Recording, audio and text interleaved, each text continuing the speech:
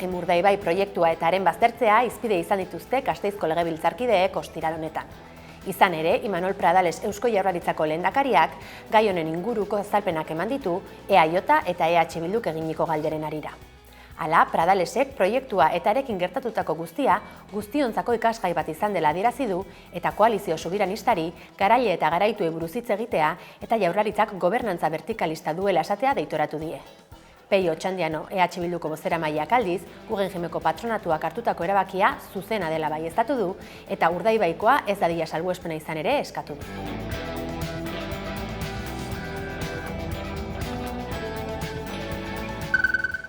ELA eta CIGek errekurtsoa aurkeztu dute Espainiako Auzitegi Nazionalean, Espainiako Gobernuaren eta Comisiones Obreras, UGT eta CESIF sindikatuen aurka, Euskal Herriko eta Galizako langile publikoen aferetan negoziazio kolektiborako eskubidea urratu izan egotzita. ELAk ostiral honetan plazaratutako oharraren arabera, abenduan adostu zuten Pedro Sánchez buru duen gobernuak eta aipaturiko 3 sindikatuek langile publikoen soldata igoera, administrazio publikoen mahai orokorra jaso aurretik eta beraz, kontestu horretatik kanpo. Enplegu publikoaren oinarrizko legeak halako erabakiak esandako mailan adostu behar direla islatzen duela baieztatu duelak eta beraz, akordioa aurretik egin izanak legea urratzen duela uste dutela azpimarratu du.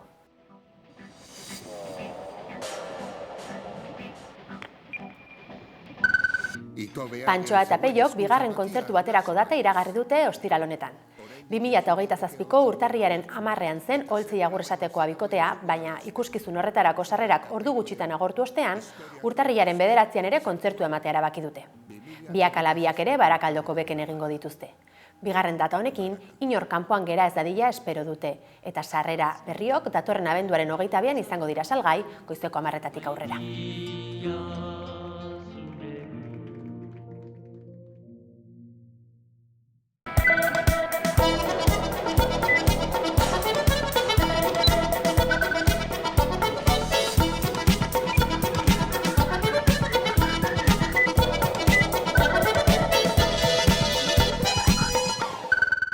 Gabon guztioi eta ongi etorri abenduaren 19ko albistegira. Eusko Legebiltzarrak ararteko berria izendatu du datozen 5 urteetarako. Mikel Manzisidor izango da. EAJak, PSEek eta Alderdi Popularrak alde bozkatu dute. EH Bilduk berriz kontra egin du. Euskal Autonomia Erkidegorako ararteko gisa izendatu dute Mikel Manzisidor eta datozen 5 urteetan arituko da. Ostegun honetan hartu du kargua Eusko Legebiltzarrak osoko bilkuran egindako bozketaren ostean. Azaldu dutenez, ez da ezustekorik egon. Izan ere, EAJak, PSEek eta Alderdi Popularrak Manzisidor babestu dute eta EH Bilduk kontra bozkatu du. Sumarrek aldiz abstenitzeko erabakia hartu du. Koalizio subiranistak aurka bozkatzearen arrazoiak defenditu ditu. Euren iritziz, ez du karguak eskatzen duen euskera maila. Mikel Manzisidor jauna ez da ararteko izateko hautagai egokia. Eta ez da nagusiki 2 arrazoirengatik. Batetik ez daukalako kargu horrek, ardura horrek eskatzen duen euskeraren ezagutza maila eta euskeraren erabilpen maila, baina bigarrenik gure ustez behintzat ez da hautagai egokia, ez dituelako bermatuko instituzio horrek, kargu horrek, eskatzen dituen neutraltasun eta independentzia politikoa.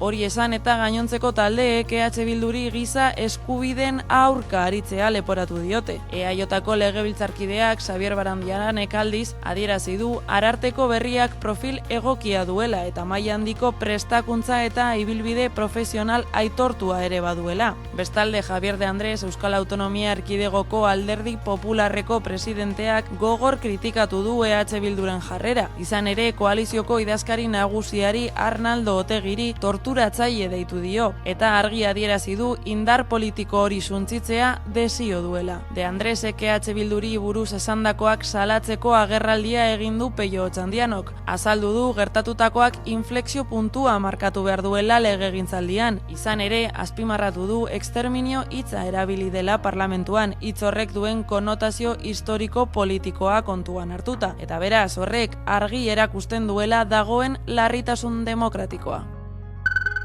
Fiskaltzak espetxe zigor eskaerak kendu dizkie zestoako 6 auziperatuei. Hala, akusatzailearen bikotekide ohiari isun eskaera ere erretiratu dio, ez ala beste 5 herritarrei. Asteartean hasi zen Zestoako 6 bizilagunen aurkako epaiketa, eta ostegun honetan fiskaltzak erabaki du espetxe zigorren eskaera kentzea. 6 bizilagunak ustezko tratu txarren kasu baten auziarekin lotuta daude. Izan ere, indarkeria matxista jasandako emakumea eta hura babestu zuten 5 lagun dira auzipetuak. Akusatuen artean Zestoako alkatea ere badago, Mikel Arregi EH Bilduren ordezkaria. Emakumearen bikotekide ohiak salatu zituen 6 zestoarrak. Bere ustez, haien elkartasun jokabideek bere integritate moralaren aurkako delitua osatzen zutelako. Hori dela eta, bai akusazio partikularrak, bai fiskaltzak gutxienez 4 eta 5 urte arteko espetxe zigorra eskatu zuten akusatu bakoitzarentzat. Epaiketaren bigarren zatian 6 auziperatuek deklarazioa egin zuten. Besteak beste, emakumeak bere bikotekide ohiaren eskutik jasandako tratu txarrak eta bere lagunek harekin izandako elkartasuna azaldu zuten. Deklarazioak entzun ostean, fiskaltzak ez du ikusi integritate moralaren aurkako deliturik akusatuen ekintzetan eta ondorioz emakumearen absoluzioa eskatu eta espetxe zigorren eskaerak erretiratu ditu. Hala ere, fiskaltzak integritate moralaren aurkako deliturik ikusten ez badu ere, uste du ertxatzearena egon daitekeela. Eta horregatik emakumearen 5 lagunei isunak ezartzea proposatu du. Baserritar Bilgunea sindikatu agroekologikoa eratu dute Gipuzkoan. Lehendik ere, bazeuden beste zenbait sindikatu lehen sektorean, baina ez ziren horiekin ordezkatuak sentitzen. Baserritarren Bilgunea beraz, zerk ezberdintzen du, Bilguneko bozeramaileekin Igeldon egin du hitzordua Amaikak. Inguruneari, elikadura burujabetzari edota ekologiari begiratzen dion sindikatu agroekologista sortu dute Baserritarren Bilgunea. Aurreneko pausoak ematen ari dira eta bozeramaileekin hitzordu egin dugu Igeldon. Sortu da, orain da urte... Pare bat Bai. 3 bat urte, Bielurreko batzar orokor baten olako lantalde bat ikusi zen utxune bat zauela, eta hor sortu zen eztabaida ero lantalde bat Egurra eta Kandela izena jarri zitzaiona, eta horri ibili da hasieratik sindikatu baten beharra ikusita, baina bintzat eragiteko, hausnartzeko talde bat. Eta hor 2-3 urte biltzen, hausnartzen, bai olako egin ditugu tartean janari sintetikoan aurka eta makroproiektu energetikoen da beste makroproiektu askoren aurkako ekintzak edo bintzat elkarreteratziak. Beti sindikatuaren beharrarekin, baina ez gauen nolan ikusten zelan aurrera egin. Azkenian estatuko beste leku atzutan ikusi da sortu diela olako sindikatu agroekologikoan inguruan eta txikitasunetik sortutakoak horrek animau gituen eta aurrera sortzia. Eta hor lantzen, beste jende batzukin, beste eragile batzukin elkartrukiak euki, eta azkenean Urriak 11an ingauen Zaldibin sorrera batzarra, eta azaroaren batian Donostin elkarreteratze batekin gizarteari aurkeztu. Guk garai hartan, Bielurreko batzar hartan sumatzen zana zen, beste nekazal sindikatu batzuk egon arren, gu ez ginela ordezkatua sentitzen. Gure ahotsa etzala iristen sindikatu horien bitartez ez gizartera, ez administraziotara. Gu bizi genitun arazo guzti horiek, izan administrazioan trabak, izan sektorea bizi duen prekariedade edo azkenian hauskortasun hori, egunerokoan aurrera egiteko edo aktibitatea martxan mantentzeko urte batetik bestera edo sasoi batetik bestera. Gure lan egiteko modua askotan ikusten genula eta lapurtuta, baina erabiltzen zutela beste eredu batzuk beraiek ordezkatzeko ez danean askotan guztiz egia, ez? Lan egiteko moduak ere akusten dialako erdizka, azkenean gu batzen gaitun gehienak lan egiteko modu konkretua dakago, ez? Edo lurrari oso lotua, zaintzen ditugun animaliei oso lotua, saiatzen behar ditugun gauzak, izan pentsuak, izan belarrak, guk ezin baditugu ekoiztu, aldanik eta gertuenakoak izatea berdin baratzako produktuekin, salmenta ere aldan neurrian zuzena izatea, ez baldin bada eroslearekin zuzenean, denda txikietan, kontsumo taldeetan, gaur egun sortzen nahi dian kooperatiba desberdinetan. Eredu oso bada, ez? Kontsumo eredu bat, ekoizpen eredu modu bat, eta askotan ikusten da, hori gizarteak oso ondo onartua dan eredu bat danez, pixkat bestek ere harrapatzen dutela hortik. Hori guztia nola jendeari iritsiarazi, guk ez genekan agotxik.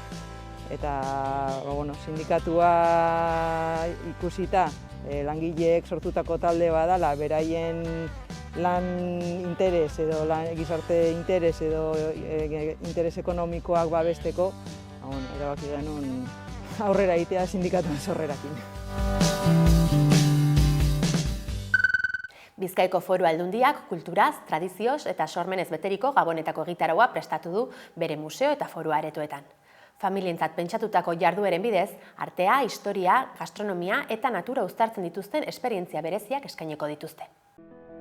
Bizkaiko Foru Aldundiak kulturaz, tradizioz eta sormenez beteriko gabonak eskainiko ditu bere museo eta foru aretoetan. Jakinarazi dutenez, programazioa bereziki diseinatuta dago familian gozatzeko, lurraldearen ondarea ezagutarazteko eta esperientzia paregabeak bizitzeko artearen, historiaren, gastronomiaren eta naturaren inguruan. Jarduera agenda besteak beste, Txakolin Museoan, Arrantzaleen Museoan, Euskal Herria Museoan, La Enkartada Fabrika Museoan eta Omako Basoan garatuko da. Esaterako, Txakolin Museoan, Alberto Bargos ipuin kontalariak bidaian eramango ditu umeak. Euskal Herria Museoan berriz, Euskal mitologiak hartuko du protagonismoa, familia tailer baten bitartez. Txikienek oporretan irudimena gara dezaten. Arrantzaleen Museoan, itsasoko emakumeen legatuari buruzko bertso saio bat burutuko dute. Eta urteari agur esateko, sare eta itsasontzi artean disko festa egingo dute. Bestalde, Arkeologia Museoan helduek bisitarientzat itxita egon ohi den biltegietara sartzeko aukera izango dute. Eta horrela, Bizkaiko aurkikuntza arkeologikoak nola kontserbatu, katalogatu eta aztertzen dituzten ikusiko dute. Ildo beretik, Rekalde aretoan arte garaikideari lotutako erakusketak izango dira. Rut Olabarriren Trukada e Imperfekta erakusketa eta Barriek zikloa. Bisitariak Omako Basora joateko aukera izango dute. Aldez aurretik erreserbaturik bisita libreak egin ahal izango dituzte, baina gidatuak ere egongo dira eskuragarri, euskaraz zein gaztelaniaz. Bizkaiko Foru Aldundiak familiei kultura maite dutenei eta adin guztietako pertsona jakin nahiei luzatu die bertaratzeko gonbidapena. Halaber ohartarazi dute jaiegunak direla eta abenduaren 24ean, 25ean eta 31ean eta urtarrilaren 1ean eta 6ean ere museoak eta foru aretoak itxita egongo direla. Jone Gartzia Prest aldizkariko langile ohia eta kolaboratzailea izan da Hamaikako platoan. Bertan, bere komunikabidearen eta Uriola agerkari digitalaren itxierari buruz aditu da hizketan Xabi Alorekin. Azken aldia ez da hoberena euskarazko erabidontzat noizbait ona izan bada behintzat, eta orain dela aste batzuk ezagutu genuen Bilboko Uriola agerkari digitala eta Deustualdeko Prest aldizkaria iztera doazela, eta ez genuke nahi, baina gurera gonbidatu dugu Jone Gartzia, Presteko lankide ohia eta bertako kolaboratzailea. Ongi etorri Hamaikara, Jone. Egunon, eskerrik asko. Bueno, ondo, esan beharko edo. Txarrak enota behintzet. Bai. Orain dela aste batzuk esan dugu, eman zenutela erabakiaren berri. Ez dakiz larteetan dagoen lantaldea. Bueno, itxierak ez dira inoiz gustagarriak inorentzako, eta are gutxiago horrelako bilbide luzeko eta garrantzi handiko bi proiektu aldi berean itxi behar izatea. Orduan, nik hitz egin duan jendearekin, oraindik ere ulertzen eta asimilatzen, kokatzen, nik uste dut ere danok gaudela orain zer galderarekin. Momentu honetan lantaldea zentratuta dago, esango dugu, azkenengo Prest aldizkariari agur duin bat emateko azkenengo alea prestatzen eta urtarrian egingo den agur jaiari begira, eta bueno, holaxe. Hau da, etxeetara bidali zen duten iragarpen hori. Ez dakit Bilbok nola hartu duen? Bueno, ez dakit nik ere. Nik inguruan sumatu dana, izan da alde batetik harridura eta sorpresa, galdera nolatan gertatu daieken hau. Eta ez dakit ere nik ere Bilbok eta orokorrean Bilboko euskalgintzak asimilatu duen, ze gertatuko den hemendik aurrera, azkenean Bilbon geratu gara euskara hutsezko bi hedabide gabe, eta bai Bilbo eta bai Deustualdea geratu da euskara hutsezko komunikazio horik gabe eta gertuko informazio horik gabe, eta bi alde horiek niri oso larriak iruditzen zaizkit. Eta hori aipatu duzuela, zen neurretan eragingo dio Bilborren euskalduntze prozesuari? Informazioa jasotzeko bai eskubidea eta bai ekintza bera oinarrizkoa den aldetik hiztun komunitate batentzako, hori euskaraz ezin jasotzea, gertukoa euskaraz ezin jasotzea, nik uste dut, bai ala bai eragingo diola euskararen egoerari Bilbon, azkenean bai Uriola eta bai Prest bazirelako euskarazko komunikabideak, eta adibidez Prest hilero banatzen zen dohainik hainbat eta hainbat etxetara, 2000 ale inguru inprimatzen ziren hilero, eta dohainik sartzen zen Deustualdeko eta inguruko hainbat etxetara, eta hori ja ez da gertatuko.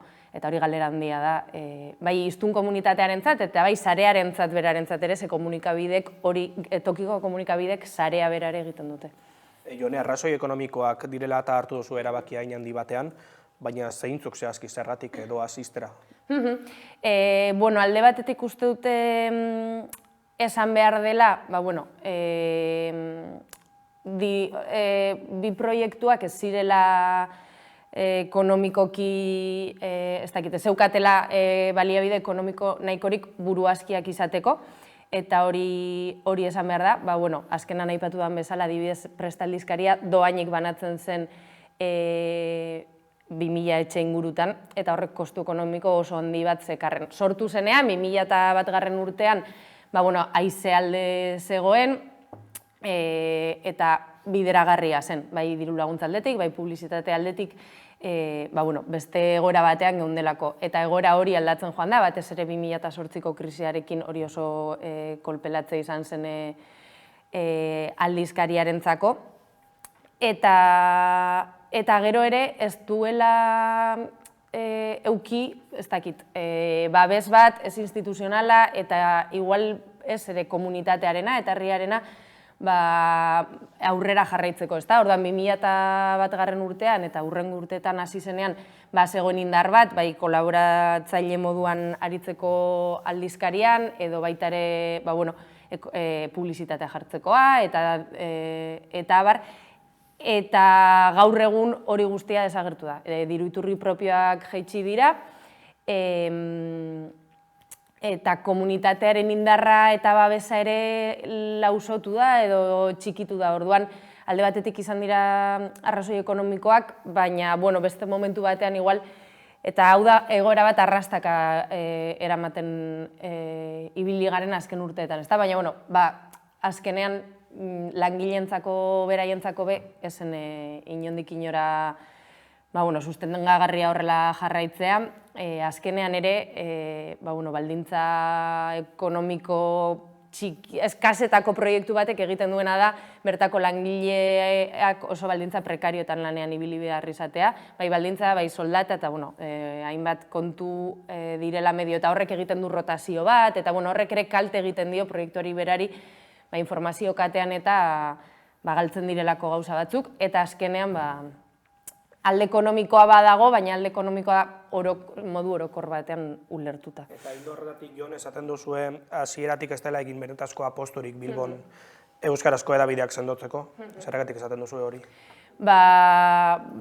Ez delako ikusi, ez da ikusi ez adibidez Bilboko udalaren diru laguntza aldetik, baina ez da ikusi, ez dakit, nik ez dakit oso ondo zergaitik, eta agian beste lehentasun batzuk egon dira, hau ja, esan nahi dut, mugimendu aldetik, eta euskalgintzaren inguruko zer aldetik, azkenean niri iruditzen zait apur bat bazterrean geratu den gauza bat zela, eta bai, proiektu komunikatibo bi hor zaudenak, baina martxan zebiltzanak, eta igual jende gutxik zekienak zenbat lan zegoen atzetik, eta ez zela benetan balioan jartzen zelako ekarpena egiten zuen. Eta ez dakit orain galerarekin jendea jabetu den edo jabetzen ari den. Nahiko nituzke gogoratu Bingen Zupiriaren berba batzuk jone, 2008an kultura sailburu zenean esan zituenean, komunikazioa euskaraz egiten duten edabideak oso lerratuta daude posizio politiko-ideologiko batzuetara, eta hori oso deserosoa izan daiteke. Deserosoak gara, behar gara? Ez dakiz, bueno, pentsatzen dut badakidala zergatik esaten zuen, baina deserosoak baldin bagara ez gara guk hausnarketa egin behar dugunak, ezta? Azkenan euskarazko komunikabidek egiten dutena da euskaraz informazioa eman, eta tokiko edabidek egiten dutena da gertuko informazioa eman. Eta euskarazko tokiko edabidek egiten dutena da euskara hurbildu hiztunei eta hiztunez direnei ere bai. Politikoki lerratuta dauden edo ez, bueno, ez dakit. Eta edo deserosoak izan behar dugun, azkenan gure lana deserosoa baldin bada, eurek ikusi beharko dute zergaitik, baina gure lana garrantzitsua dela ez dut uste Zupiriak zalantzan jarriko zuenik. Eta hildo horretatik, Jone, zer eskatu beharko genioke, esango dugu, dagokionari, euskarazko edabideak bizirik nahi baditugu? Bestea, alde neinean ekarpenak egitea, azkenean horrelako edabideak inguruko komunitate osoaren laguntzarekin egiten dira, eta ekarpena izan daiteke argazkiak bidaltzea ekitaldi batenak, prentsa horrak bidaltzea, artikuluak idaztea, publizitatea jartzea enpresa bat baldin badaukazu, diru ekarpena egitea eskatzen denean, edo eta batez ere balioa ematea eta edabide horiek erabiltzea. Azkenean, bestela tokiko edabideri gabe, ez dakit imaginatzen dugune gaur egun Euskal Herria tokiko eta gertuko edabideri gabe, ez da? Baina, desde luego ezingo genituzkela gure eguneroko historia kontatu soilik edabide nazionaletan. Horretaz galdetu nahi nizun, barkatu, zein punturaino dan garrantzitsua tokiko edabideon lana? Lana. Nire ustez bere bizikoa, tokiko edabideak daude hor eskolek ekintzak egiten dituztenean, edo eskolen barruan gertatzen denaren berri emateko, auzokide batek proiektu bat martxan jartzen duenean, ez dakit nork liburu bat ateratzen duenean edo ekitaldi bat egiten duenean eragile batek, eta horrelako gauzak tokikoak eta gertuak edabide txikiok eta tokikoak bakarrik eman ditzakegu. Orduan hori guztia ez baldin bada jasotzen, alde batetik ez da idatzita geratuko inon, eta niretzako hori, egiten dugun hemeroteka eta etorkizunerako lana ere oso importantea da, gordetzen dugu zer gertatu den, eta urte batzuen buruan irakurrik izango dugu, edo ikusi edo entzun zer gertatzen zen gurean gaur egun. Gero edabidek ere eta komunikabidek martxan jartzen dituzte ekimenak, eta hori konektatzen dute jendea, eta hori azkenean importantea da. Eta kontuan izan behar dugu, ere bai, ez dakit guri askotan adibidez, ETB-tik deitzen ziguten nahi zutelako, ez dakit guk elkarrizketatu dutako norbaitekin harremanetan jarri, azkenean gu garelako informazioaren lehenengo kapa, eta jendea ezagutzen dugunak, proiektuak ezagutzen ditugunak, eta azkenean sarea egiten du. Eta gero ere askotan gertatu zaite norbaitek esatea, behitu, publikatu dut liburu hau, eman zenutelako imprenta honen berri, edo editorial hau sortu zela, horren berri eman zenutenez, nik hau argitaratu izan dut. Eta bestela, jendeak igual ez luke jakingo, azkenean, tokikoak izatea ez du esan nahi bloke berdinan bizigaren odenik, eta denok daukagunik guztion berri, ez da, orduan, konektatzen du jendea, eta batez ere hiztunak konektatzen ditu euren artean. Ari gara Jone Gartziarekin, Bilboko Uriol agerkari digitala eta Deustualdeko Prest aldizkaria urte amaierarekin iztera doazelako. Esango dugu Jone bide batez Prestek, eta aipatu duzu elkarrizketan zehar ere, 2000-etik gora argitaratu dituela urte hauetan guztiotan. Uriolak ere egunerokotasunari eusten diola formatu digitalen, edo esango dugu. Ze valorazio egiten duzu? Bai, Prestek argitaratzen zituen 2000 ale tirada bakoitzeko esan nahi dut. 2000 eta, ez dakiz, 200 zenbaki ospatu genituen 2021an, 200 da piko izango dira.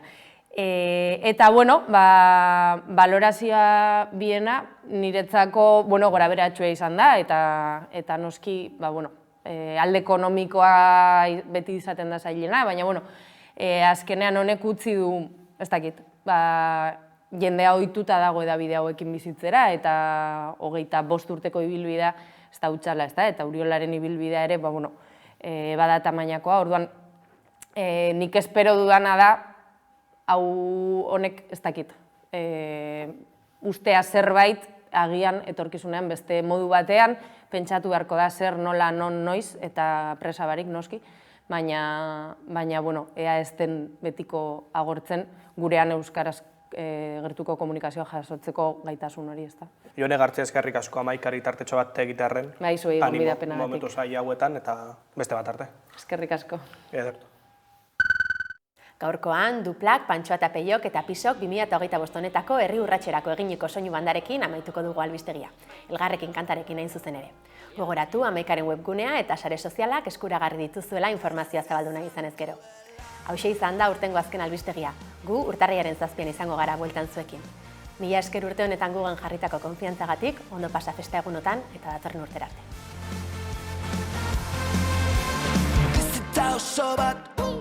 Borrokan, untxiaren kontra korrikak dordoka, atera punxa, litroka, emekiko azikatzen arroka. Eta zenbat gau, egon garen, zeru ardi, galetzen jakin gabe, erantzuniko teten. Ta galdetzen hasi aurretik, zergaitik jarraitu honekin. Gogoratu eraiki duguna, gure maitasunarekin. Ta muga hortzen gainetik, urrenko dantza zurekin. Ospatu dezagun maitia, berriz gaudela elgarrekin. Denok batera segi dezagun gure bidea, euskaraz nahi ditugu orain gure azterketak. Elkar lanean arituz lortu dugu aldaketa, orain besta egiteko momentua iritsi da. Zuk ere egin dezakezu jatsa egia garatzeko, trago batetan dezakegu dena giroan sartzeko, hizkuntzak dezagun bihotzetik salbatzeko. Ta galdetzen hasi aurretik, zergaitik jarraitu honekin. Gogoratu eraiki duguna, gure maitasunarekin.